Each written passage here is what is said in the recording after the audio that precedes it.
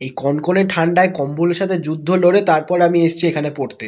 পড়ার জন্য বইটাকে এগিয়ে নিলাম, খানিকটা ঝেড়ে ঝুড়ে নিলাম বইটাকে, দিয়ে বসে পড়লাম আগের চ্যাপ্টারগুলো রিভিশন দিতে।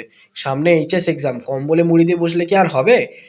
আগের চ্যাপ্টারের কিছু রিভিশন বাকি ছিল, সেই রিভিশনগুলো করার পর বানিলাম কিছু শর্ট নোটস। আমার পড়তে যাওয়াও ছিল, চললাম পড়তে। হয়ে গেছে পড়া, ফাঁকা রাস্তা দিয়ে এখন একা একা যাচ্ছি। এই যে এইদিকে ফুচকার দোকান, সামনে ঝালমুড়ির দোকান, কাউকে পাত্তা দিলাম না, চলে গেলাম সিধা। এই যে যাওয়ার পথে দেখলাম আমার যে কোথাও একটা যাওয়ার ছিল, দিয়ে থেমে গেলাম। দিয়ে মনে পড়লো হ্যাঁ, পড়াতে যাওয়ার ছিল। এই যে এনার নাম সৌজন্য, এই নিষ্পাপ শিশুটাকে আমি পড়াই।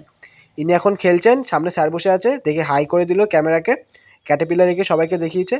স্যার অনেক দূর থেকে এসেছে তো তাই হাওয়া করে দিচ্ছে। এই যে এটা সো কল্ড হাত কাটা, একে ভীষণ ভয় পায়। পড়ানো কমপ্লিট, ক্যামেরাম্যান ফোন করে বললো যে একটা রিবন লাগবে, চলে এলাম হাতে খড়িতে। সম্পূর্ণ জিনিস পাবেন এখানে, ভীষণ ভালো দোকান। রিবনটা কিনে দেওয়ার পর আমি চলে গেলাম আমার বাড়িতে। আবার দেখা হবে নেক্সট ব্লগে, ততক্ষণে টাটা।